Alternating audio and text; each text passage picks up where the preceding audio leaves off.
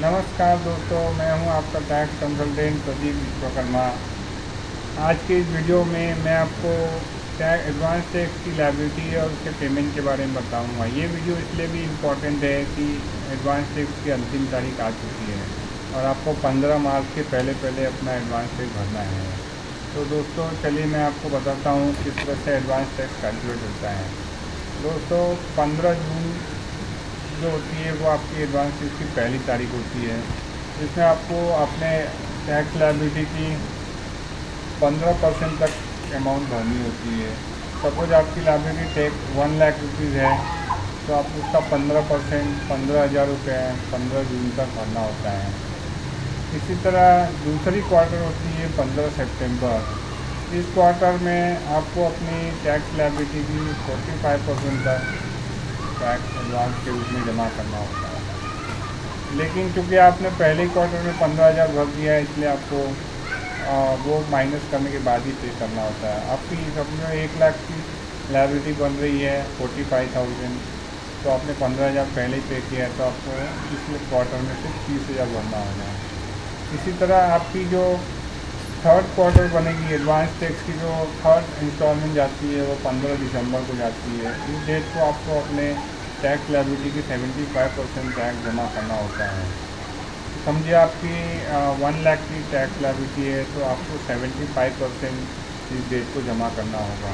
तो इस डेट में क्योंकि आपने 45,000 पहले ही जमा कर चुके हैं, तो आपको अगर 75,000 की टैक्स लायबिलिटी बन रही है तो आपको सिर्फ 30,000 ही पे करना है। इसी तरह फोर्थ क्वार्टर है जो 15 मार्च को जो आने वाली डेट है, इस डेट में आपको अपनी टैक्स लायबिलिटी का 100% पे करना होता है। समझिए आपकी एस्टिमेटेड टैक्स लायबिलिटी 1,00,000 बन रही है, तो आपको इस डेट पे 100% टैक्स लायबिलिटी बन रही है, क्योंकि आप 75,000 दोस्तों पहले ही भर चुके हैं 3 क्वार्टर में, तो इस क्वार्टर में आपको सिर्फ 25,000 ही भरना होता है। तो ये एडवांस टैक्स क्या होता है दोस्तों? एडवांस टैक्स गवर्नमेंट ने इसलिए बनाया है ताकि टैक्स पेयर को एक साथ टैक्स की बर्डन न आए, वो छोटे छोटे इंस्टॉलमेंट में देते रहे ताकि उसकी टैक्स लायबिलिटी इंस्टॉलमेंट में जाए और वो क्लियर हो जाए, वो एक साथ बर्डन से बच सके।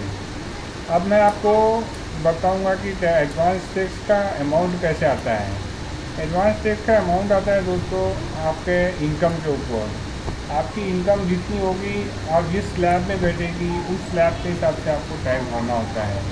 समझिए आप कोई प्रोप्राइटरशिप कंपनी है या इंडिविजुअल है, तो आपकी स्लैब जो है 2024-25 की वो ये है कि आपको 3 लाख आपका टैक्स नील होगा। अगर आप 3 लाख का कमा रहे हैं तो टैक्स नील होगा, और अगर आप 3 लाख से 6 लाख रुपए के बीच में आपका इनकम है तो आपका एडवांस टैक्स जो बनेगा 5%, which is on income of 3 lakh. और 3 से 6 लाख रुपए के बीच में आपको 5% की टैक्स लगेगी। और समझिए आपकी इनकम अगर 6 लाख से 9 लाख रुपए के बीच में है तो आपको 15,000 प्लस 10% एवं 6 लाख पे करना होगा। और इसी तरह अगर आपकी इनकम 9 लाख से 12 लाख के बीच में है तो आपको 45,000 प्लस 15%, जितनी अमाउंट 9 लाख के ऊपर क्रॉस करेगी तो उससे 15% देना होगा। इसी तरह से अगर आप इनकम 12 लाख रुपए से 15 लाख रुपए के बीच में है तो आपको 90,000 प्लस 20%, जितनी अमाउंट 12 लाख से क्रॉस हुई उससे 20% भरना होगा। और समझिए आपकी इनकम 15 लाख से भी ऊपर है तो आपको 1.5 लाख रुपए प्लस 30% एबव 15 लाख आपको पे करना होगा। इसको उदाहरण के रूप में समझते हैं कि समझिए आपकी इनकम अगर 16 लाख रुपए की है दोस्तों, तो 15 लाख पे आपको 1.5 लाख आएगा, बचे हुए 1 लाख रुपए पे आपको 30,000 की लायबिलिटी आएगी, यानी टोटल लायबिलिटी आपकी 180 की होगी। टोटल लायबिलिटी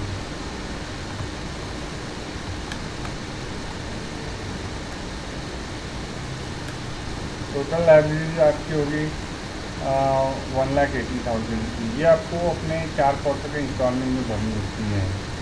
ये इसी तरह आप प्राइवेट लिमिटेड या लिमिटेड कंपनी की जो स्लैब है उसके हिसाब से आप अपने एडवांस टैक्स का एस्टिमेटेड एडवांस टैक्स बना सकते हैं।